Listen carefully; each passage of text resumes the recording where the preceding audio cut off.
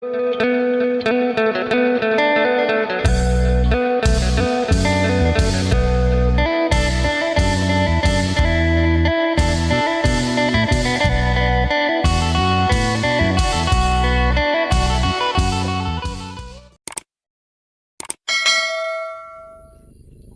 สบายดีและสวัสดี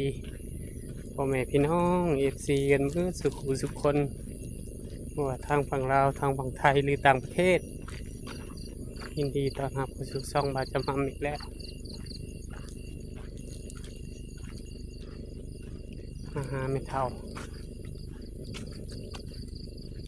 ชิดเบ็ดได้ปลา5 โตแบ่งมาให้ไม่เท่ากินคือเก่า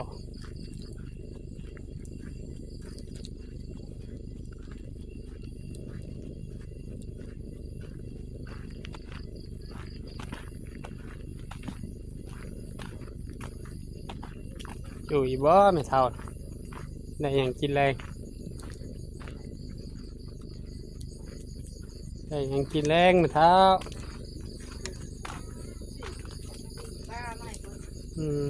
กินข้าวแรกสบายดีเด้อสบายดี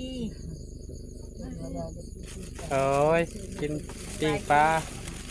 โดยแล้วเป็นนิด5 โตคิดเบ็ดกันแล้วมาให้กิโลไม่เท่าโดยจะออกไปงานใหม่บ่มื้อนี้ไผมาส่งแอนนาก็ไปบ่บ่ได้ไปเอาไม่เท่าไปถึงกินข้าวว่าอีทุกที่มาเอาท่านจงมันให้นี่มาจะไปโดยเมื่อปีว่าได้เห็นมันลืมไม่เท่าไม่ทุกไม่ลืมแม่จงหาอยู่มาแช่บอยนะเดินได้กินเถื่อ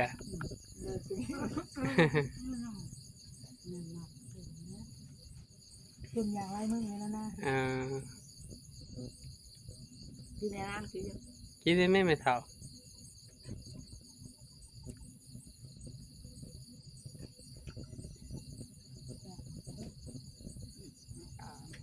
เพิ่นนั่นเข้าประตูได้บ่ไม่เท่า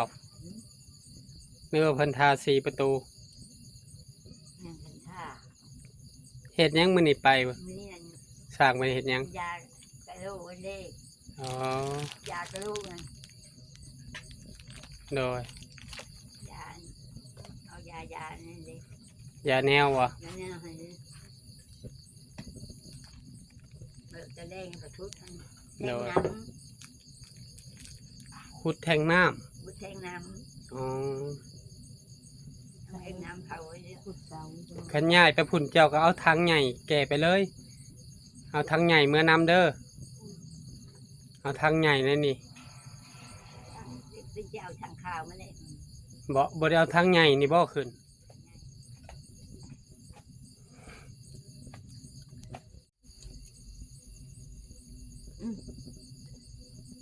แบบเดิมเอ็นไว้นะ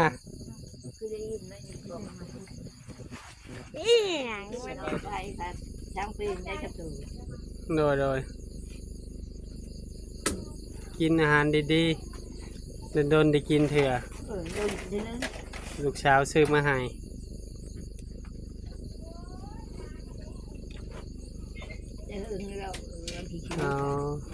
บ่เห็นโตละแสนบ่ไม่เท่า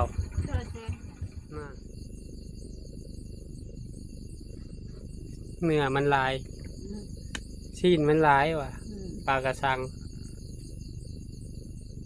ก็จะกินมันชิ้นลายนะโดย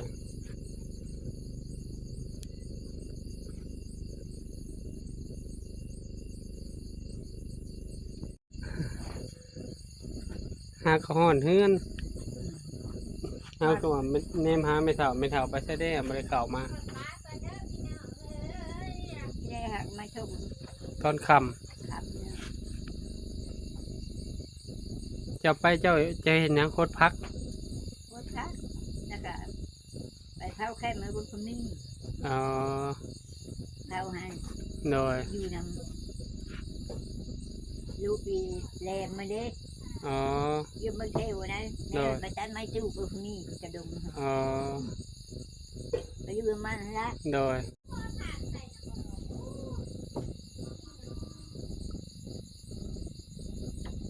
ไปยืมมาเที่ยวนะ มันคักนี่เท่า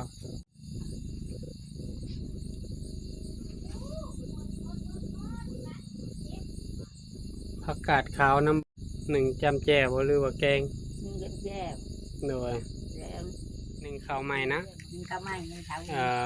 แดงอะไรดึงมาไปแล้วก็นึ่ง อ่อนแขวมันบ่ มาแล้วก็กินเจ้าเลย โดยบ่ได้อุ่นเลย ยิ้วเลย โดย ยังอ่อนอยุ่นบ่ ยังอ่อนอยู่เลย โดย กินเลยนะกินนึงละที่ข้าวหนังไทย โดย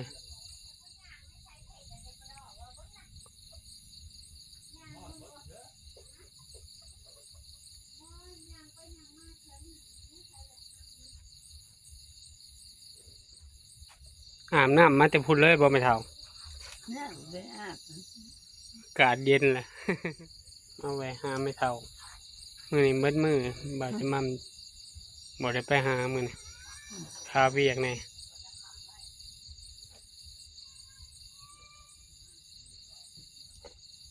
ไปดีมาก โดย ไม่ไปดอกโดน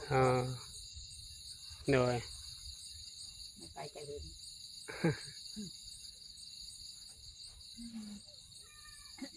หนาวกับบ่หนาวเห็งบันได ยาไปเลย เฮาว่าใกล้แล้วฝนพายุนี่หรือว่าสิมาอีกรอบสองยุงหลายนะมันเท่า เวลาจะ ยุงน้อย ดีจะบ้ามือ ยังมาอีกลูกหนึ่งเพิ่นว่า มือนี่หน่อย แม่น จะดีคนละเนาะ เด็กๆละ มาอีดอกนึงอยู่ โดย เมื่อเช้าเขาอีน่าเจ้าเคยเจ้ามันมีดมคืนปุ๊กปักนะ โดย เนี่ยแป้งไปข้างในบนไปอ่ะ ย่านบ่แม่เท่า ยามันดม บ่ล้ม ยามันดม ย่านล่มบ่ล่มติแม่เท่าคือว่าแน่นหนาอยู่ ยามันดม เลยไปพุ่น เดินไปคืน บ่ล่มดอก เกี่ยวตีคุณตกก็พอแห้งนะคือ โดย ยามนี้แหละเป็นนั้นพอได้ชดน้ โดย ำมันคือหาพักมาบุกมาบีบมันนั้นต้มเฮากันนะคะชดน้ โดย ำจัดเลย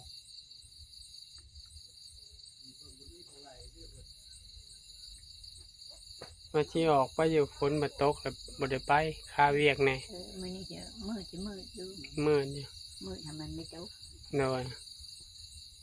เราจะหาปูหาปลาได้ก็สิมาส่งแม่อีกกับพ่อเฒ่าเพราะเพิ่นอยู่พุ่นเด้ แม่น่ะ แบ่งมาให้แม่กินกับโตโน่ก็อยู่พุ่นแน่ สนุกอยู่มันไม่ชุ่มบ่มัน บ่มือก่อนพุ่นมือส่งถ้าเพิ่นโทรถามเพิ่นถามหมดของกินแล้วบอกเรื่องหา คือ หาปลาไว้ใส่ตู้เย็นปลาไว้ได้มือละโตสองโต แม่น่ะ แล้วแบ่งมาให้เจ้าแหละเจ้าเพิ่นมีของกินแหละเลยให้ปานางปานนี้น้อยเลยให้ปานางเป็นปิ้งกิน มือที่เก้าเอาหน้าเอาไปต้มไข่หน่อยนึงกินที่ข้าวให้ โดย พอดีเห็นชุ่มนี่มาก อ๋อลูกสาวกกกับหลานบอก ลูกสาวกกจะบ่นะไม่เท่า ก้าผู้ที่หน้า ผู้ก้างบ่พุ่นนี่นะ ผู้กลาง โอ้ ผู้กลางคิดเดียวก็มีหน้า ยุ่งบ่ไม่เท่า ยุ่งไร เออ มาไปปลูกที่ไร โดยเห็นหน้าบ่อยากเฮียนขับรถบ่อยนานหาจิสอนดอกตอดค่อยๆใครก็ย่างได้ขี่ผู้เดียวคันสอนไม่เท่าบ่ได้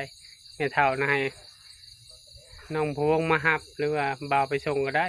ไม่เท่าอยู่ มือได้ ผู้ไม่ไปเจอ นี่แอนนาก็ขี่รถถีบเป็นบ่แหละขี่รถถีบเป็นก็ขี่รถจักรได้ คอยตอดไปน้ำมูนี่นะไม่เท่าต่อไปหากได้เฮียนได้ ม อยขี่มือละหน่อยละหน่อยก็เป็น มันจึงสิมันเป็นอยู่แล้วเราเห็นกันมันทายกับน้อยชองผูก เออ ป้ามันเป็นแนวนั้นน่ะเป็น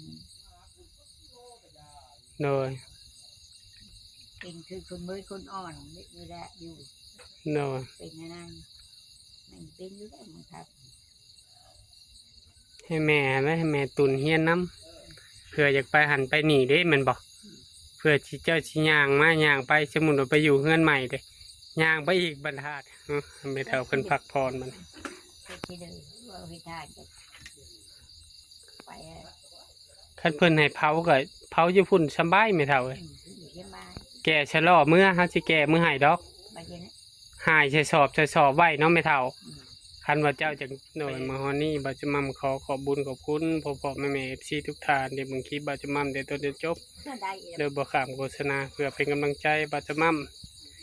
เฮ็ดคลิปใหม่ๆออกมาให้พ่อแม่พี่น้องนะครับได้ชมขอให้พ่อแม่ FC ทุกท่านจงมีสุขภาพร่างกายแข็งแรงปราศจากโรคภัยไข้เจ็บคิดสิ่งใดให้ได้สิ่งนั้นจงความมุ่งมั่นปรารถนาค้าขายร่ำรวยซื้อได้ขายมันโดยมาฮอดนี้ฝากซ่องบ่าวจะมั่มเด้อฝากเป็นกำลังใจครอบครัวบ่าวจะมั่มไม่เท่าคำกดติดตามกดไลค์กดแชร์อย่าลืมกดกระดิ่งเพื่อบ่พลาดคลิปใหม่ๆของบ่าวจะมั่มมาจะมั่มขอตัวลาพ่อแม่พี่น้องไปก่อนสบายดีเด้อเท่าเอ็นนะแต่ว่าอยู่ดีไม่แห้งมาเท่าฮะกินข้าวต่อเลยนะ อยู่ดีมีแห้ง เอิ้นพ่อแม่ที่ลุงป้าเอาอ่ะกินข้าวดูไม่เท้ากิน กินข้าวเด้อแม่พี่น้องกินข้าวนำเด้อดื่มโชว์ดื่มเบิร์ เนย ดื่มเบอร์ กินเลิศไม่เท่าอ่ะ ทำไม่ตูเด้อ โดยกินแฮนเบิร์ดเสียดายมันบ่มีตู้เย็น มีตู้เย็นเลย โดย บูด อยู่ดีมีแห้ง แห้งคือคน เอ็นนะก็กินได้แม่นะอายว่ะ นั่นก็กินหมดกินเนื้อมื้อเช้าคนแดงบ้าน โดยไปก็เด้อไม่เท่าเด้ออยู่ดีมีแห้งโดยบายไม่เท่าบายบายน้องแอนนาบาย ข้าวให้เพิ่นกินข้าวพักผ่อนซะโดย